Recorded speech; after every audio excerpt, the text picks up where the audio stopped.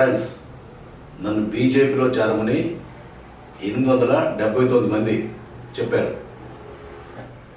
ఎలా చెప్పారు? ఎస్ఎంఎస్లు పంపారు, ఫోన్లు చేశారు. ఎందుకు?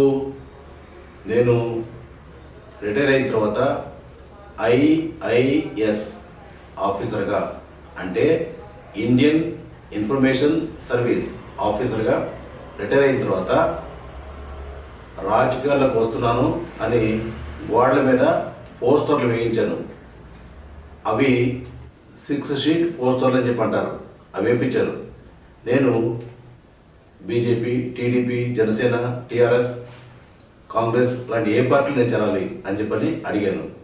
దానికి గాను 879 మంది నన్ను బీజేపీలో చేరండి అని ఎస్ఎంఎస్లు పంపారు, ఫోన్లు చేశారు. వాటికి సంబంధించిన వీడియో ఇది. బీజేపీ పాలన దేశానికి అవసరమా అంటే ప్రస్తుత పరిస్థితుల్లో అవసరమే. బీజేపీ గురించి చర్చించే ముందు బీజేపీ గురించి తెలుసుకుందాం. ఏప్రిల్ 6, 1980లో బీజేపీని స్థాపించారు. అంతకుముందు శ్యామ్ ప్రసాద్ ముఖర్జీ నడిపే భారతీయ జనసంఘ్ నుండే బీజేపీ పుట్టింది. ఇండియాలో ఉన్న ముఖ్యమైన జాతీయ పార్టీల్లో బీజేపీ ఒకటి, రెండవది కాంగ్రెస్. బీజేపీ ప్రస్తుత నేషనల్ ప్రెసిడెంట్ జేపీ నడ్డా. దీనిని భాజపా అని హిందీలో పిలుస్తారు. భాజపా అంటే భారతీయ జనతా పార్టీ. దీన్ని ఇంగ్లీష్లోకి తర్జుమా చేస్తే ఇండియన్ పీపుల్స్ పార్టీ అనే అర్థం వస్తుంది. ఈ బీజేపీ కొన్ని చిన్న చితక పార్టీలతో కలిపి ఎన్డీఏ అనే కూటమిని ఏర్పాటు చేసింది. ఎన్డీఏ అంటే నేషనల్ డెమోక్రటిక్ అలయన్స్. ఈ ఎన్డీఏ కూటమి దాదాపు 11 సంవత్సరాల నుంచి భారతదేశాన్ని పరిపాలిస్తున్నారు. దీనికి ప్రధానమంత్రి నరేంద్ర మోదీ. రైట్ వింగ్ పాలిటిక్స్కి అలైన్ అయి ఉంటుంది. ఈ బీజేపీ ఆర్ఎస్ఎస్తో ఐడియాలజికల్ లింక్ కలిగి ఉంది. ఆర్ఎస్ఎస్ అంటే రాష్ట్రీయ స్వయం సేవక్ సంఘ్. ఒక రకంగా చెప్పాలంటే ఇది ఒక రకమైన పారామిలిటరీ ఆర్గనైజేషన్.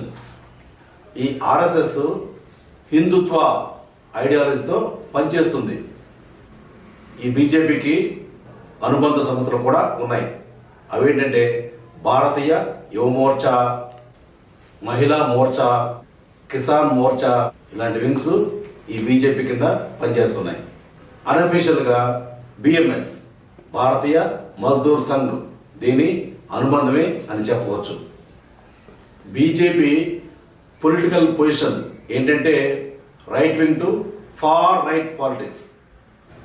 ఇంటర్నేషనల్గా బీజేపీకి ఏషియా పసిఫిక్ డెమోక్రసీ యూనియన్తో అఫిలియేషన్ ఉంది. దీని రంగు సాఫ్రాన్ అంటే కాషాయ రంగు. ప్రస్తుత పార్లమెంట్లో బీజేపీకి 240 సీట్లు ఉన్నాయి. మొత్తం పార్లమెంట్ సీట్లు 543. అటల్ బిహారీ వాజ్పేయి, ఎల్కే అడ్వాణీ, మురళీ మనోహర్ జోషి ఈ పార్టీలో ఉద్దండులు. వీళ్ళందరినీ నెట్టేసి నరేంద్ర మోదీ అనే మనిషి తన చాకచక్యంతో, తన కమ్యూనికేషన్ స్కిల్స్తో, తన భావ వ్యక్తీకరణ నైపుణ్యాలతో ప్రధానమంత్రి అయి 11 సంవత్సరాల నుంచి ఏకదాటిగా ఈ దేశాన్ని పరిపాలిస్తున్నాడు. ఇంతమంది అంటే 879 మంది బీజేపీలో చేరండి అని నాకు మెసేజ్ ఎందుకు పెట్టారంటే, నేను రిటైర్ అయిన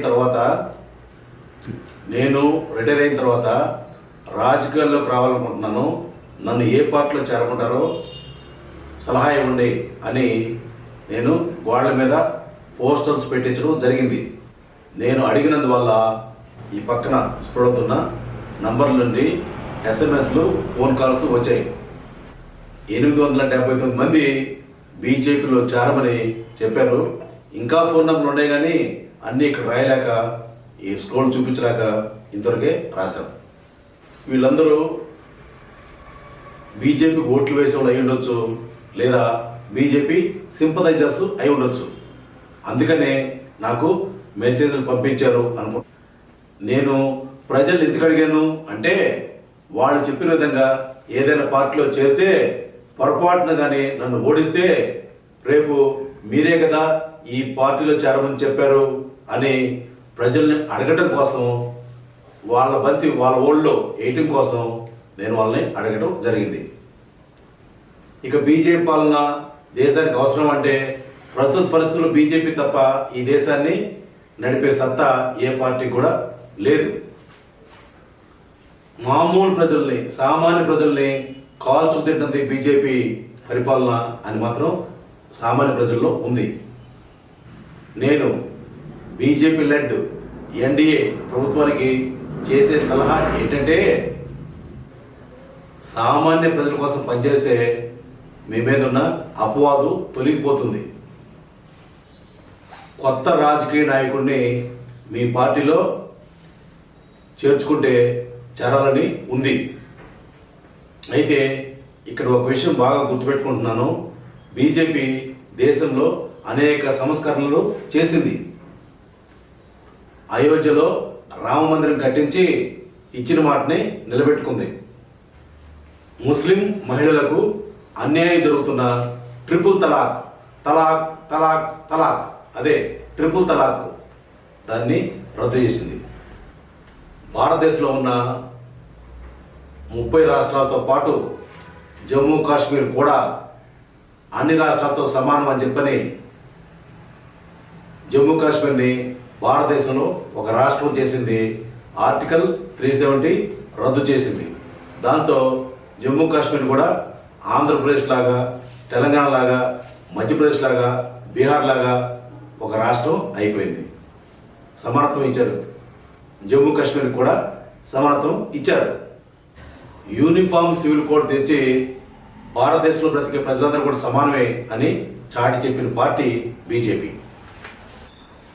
ఇక జిఎస్టీ విషయానికి వస్తే చిన్న వ్యాపారుల మీద భారం మోపింది.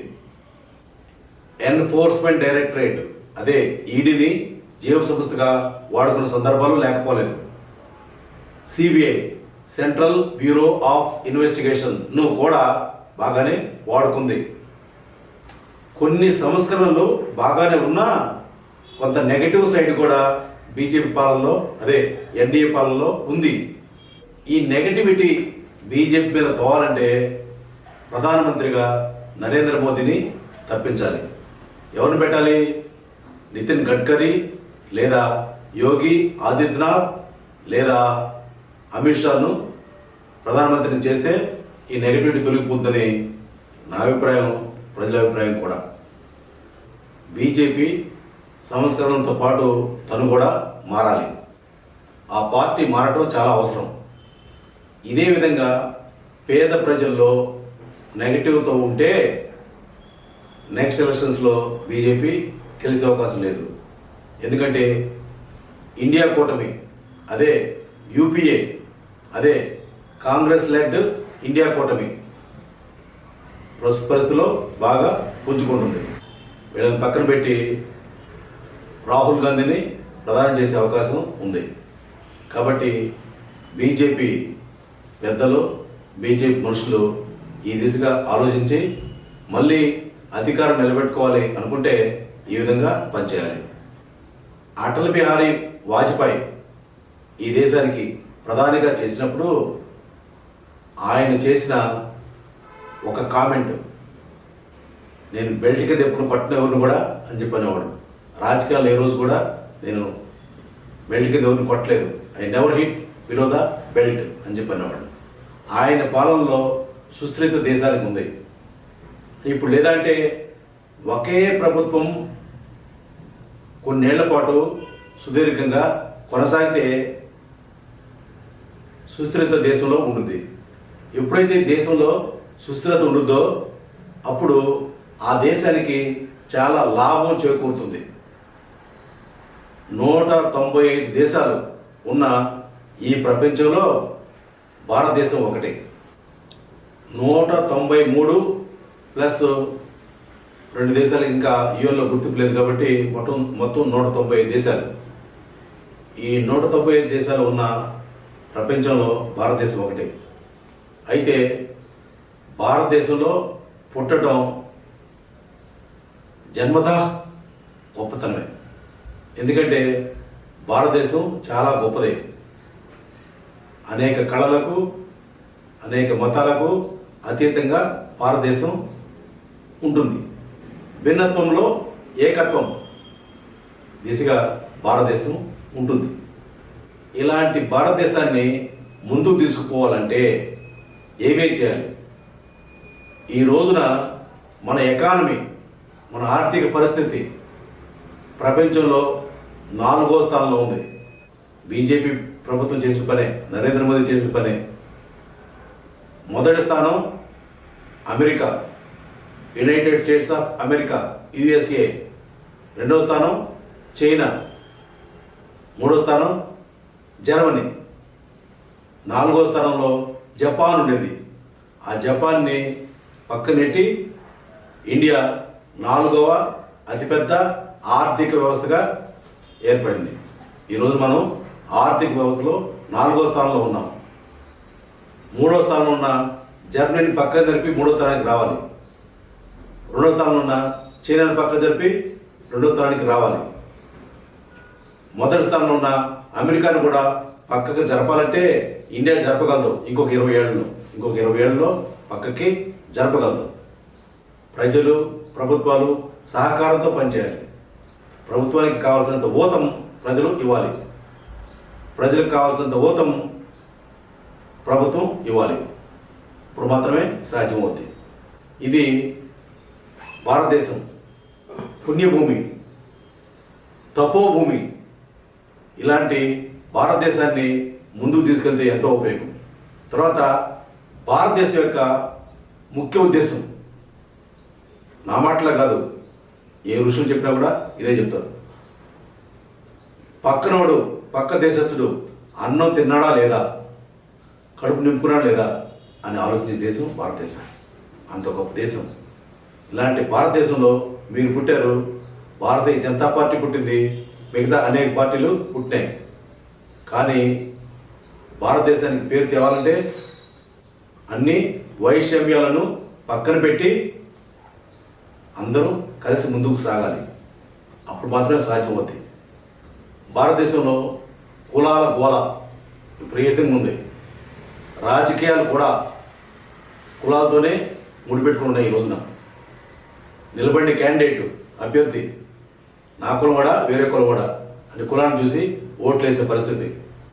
సౌత్ ఇండియాలో కొద్దిగా తగ్గిన, నార్త్ ఇండియాలో మాత్రం బాగా ఉంది. ఉత్తరప్రదేశ్, బీహార్ అటు సైడ్ మాత్రం బాగా కులాల గోల ఉంది.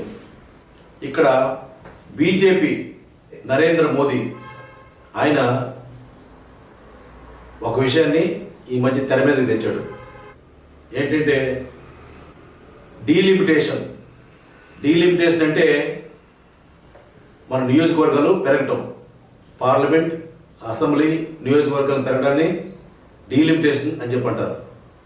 ఈ డీలిమిటేషన్ ఎందుకు ఈ తెర మీదకి వచ్చింది అని చెప్పంటే, సౌత్ ఇండియాలో, సౌత్ ఇండియా అంటే తెలంగాణ, ఆంధ్రప్రదేశ్, తమిళనాడు, కర్ణాటక, కేరళ, లక్షద్వీప్, ఈ ప్రాంతాలని సౌత్ ఇండియా అని చెప్పంటారు.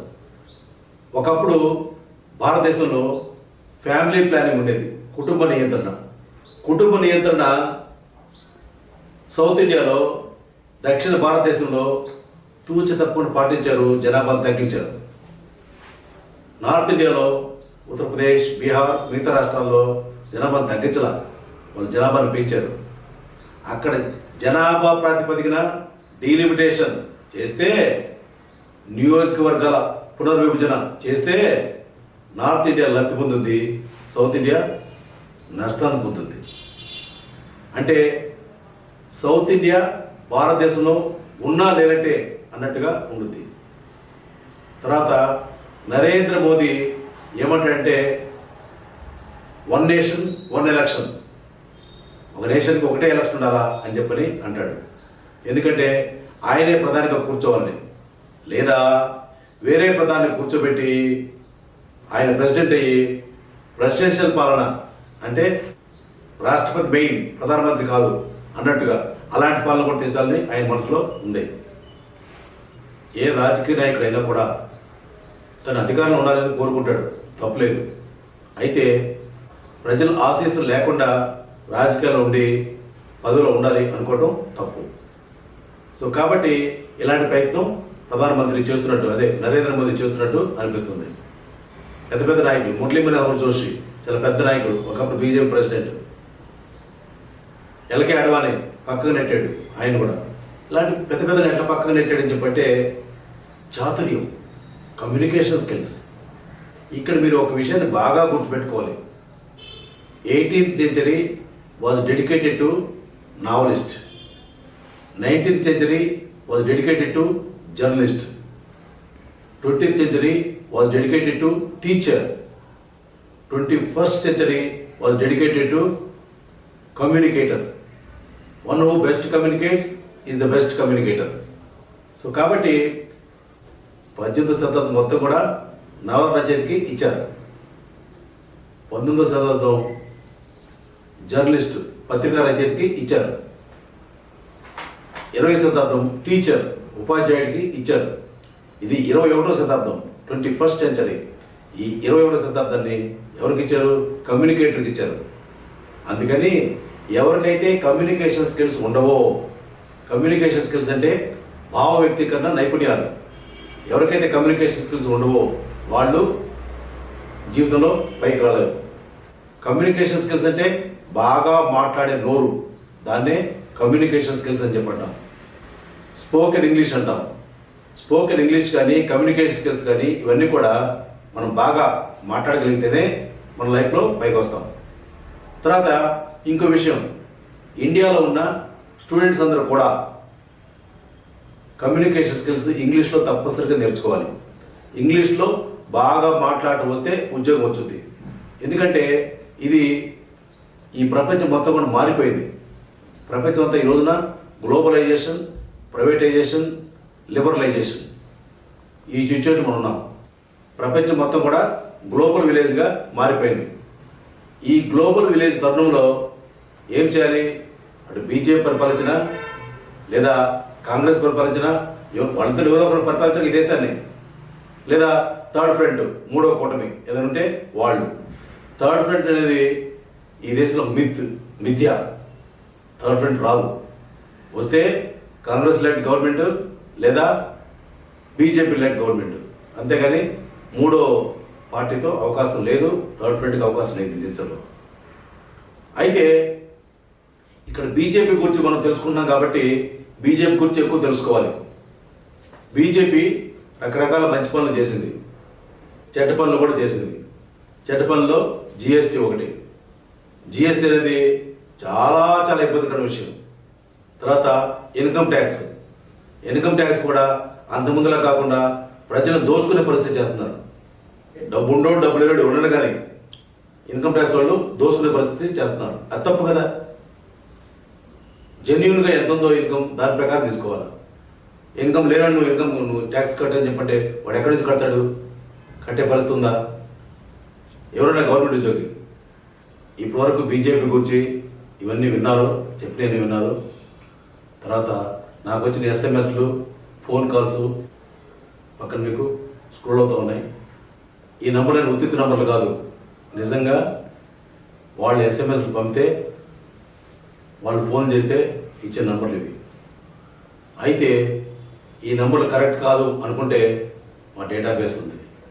ఈ నంబర్ కరెక్ట్ కాదు అనుకుంటే టెలిఫోన్ కంపెనీలు ఉంటాయి కదా, ఎయిర్టెల్, జియో, బిఎస్ఎన్ఎల్ ఇలాంటి టెలిఫోన్ కంపెనీలు, వాటిల్లో ఈ డేటా అంతా కూడా దాదాపు 10 years పాటు ఉంచుతారు.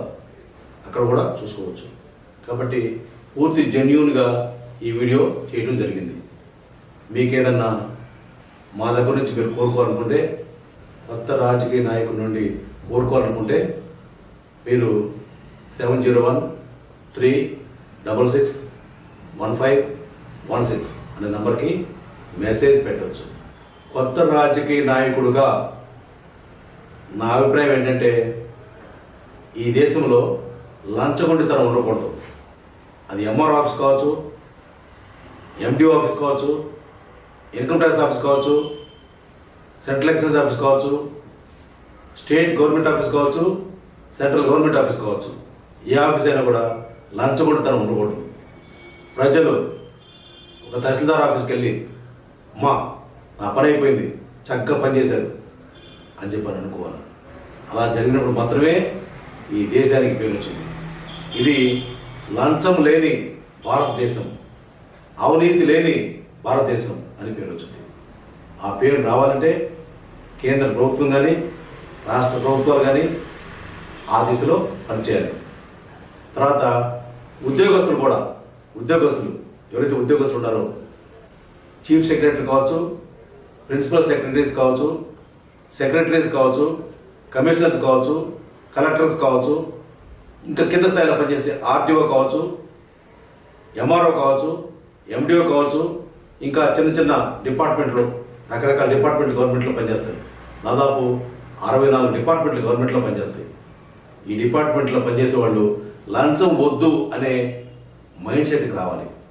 లంచం తీసుకోము, లంచం వద్దు అనే మైండ్ సెట్కి వస్తే దేశం ఆటోమేటిక్గా డెవలప్ అవుతుంది. ముందు ఇక్కడ చేయండి, ఈ లూప్ హోల్స్ని ప్లగ్ చేయండి, లంచగొండి విధానాన్ని ప్లగ్ చేయండి, తీసేసేయండి. అప్పుడు మాత్రమే దేశం ప్రగతి పథంలో వెళుతుంది. అంతేకాకుండా 3వ ఆర్థిక అగ్రరాజ్యంగా ఎదిగే అవకాశం ఉంది. తర్వాత 2వ స్థానం, తర్వాత 1వ స్థానం. రాబోయే 10 సంవత్సరాల్లో ప్రపంచ దేశాలన్నీ కూడా భారతదేశం వైపు చూడబోతున్నాయి. ఎందుకు తెలుసా?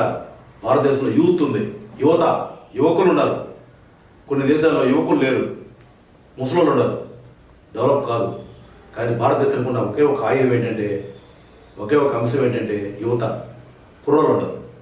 కాబట్టి కుర్రోళ్ళు ఉన్న దేశమే ప్రపంచంలో బాగుపడుతుంది. అందుకని భారతదేశాన్ని అందరూ కూడా సద్వినియోగం చేసుకోవాలని, ప్రభుత్వాలు కూడా చాలా విధితో, చాలా కర్తవ్యంతో పనిచేయాలని, మంచి జ్ఞానంతో పనిచేయాలని కోరుకుంటున్నాను. కొత్త రాజకీయ నాయకుడు Konapareddy Hariprasad, signing off. Carpe డియం.